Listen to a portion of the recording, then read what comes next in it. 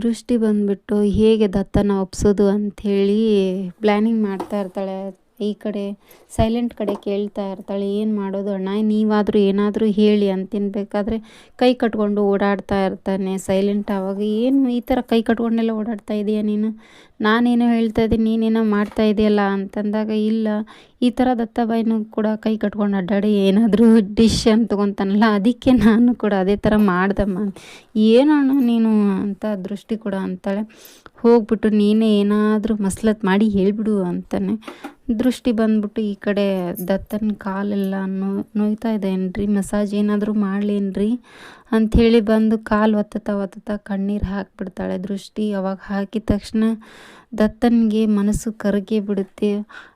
ಏನ್ರಿ ಬರೋಕೆ ಒಪ್ಕೊಳ್ರಿ, ಒಂದೇ ಒಂದು ನಮ್ಮ ಅಮ್ಮನ ಆಸೆ ಅಂದರೆ ಅದು ನೀವು ನಮ್ಮ ಮನೆಗೆ ಬಂದು ಒಂದು ತುತ್ತು ಅನ್ನ ತಿಂದರೆ ಅಷ್ಟೇ ಸಾಕ್ರಿ, ಅವ್ರ ಆಸೆ ಕೂಡ ಪೂರೈಸ್ದಂಗೆ ಆಗುತ್ತೆ ರೀ ಅಂತ ಹೇಳ್ತಾರೆ. ಅವ್ರ ಅಮ್ಮನ ಆಸೆ ಎಲ್ಲ ಈಡೇರಿಸ್ಬೇಕು ಅನ್ನೋದು ದೃಷ್ಟಿಯ ಕನಸಾಗಿರುತ್ತೆ. ಹಾಗಾಗಿ ದತ್ತ ಕೂಡ ಒಪ್ಕೊಳ್ತಾನೆ. ಹಾಗೆ ಒಪ್ಕೊಂಡಾಗ ಸರಿ ಆಯಿತು ನಾನು ಬರ್ತೀನಿ ಬಿಡು ಅಂದಾಗ ಫುಲ್ ಖುಷಿ ಆಗಿಬಿಡುತ್ತೆ ದೃಷ್ಟಿಗೆ.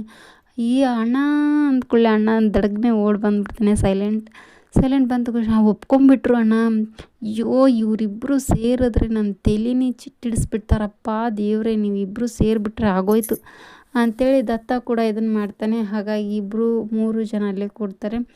ಈಗ ಓಡಾಡ್ತಾ ಇರ್ತಾನೆ ದತ್ತ ಕೈ ಕಟ್ಕೊಂಡು, ಏನು ಮಾಡೋದು ಒಪ್ಕೊಂಡೇ ಬಿಟ್ನಲ್ಲ ಅಂಥೇಳಿ.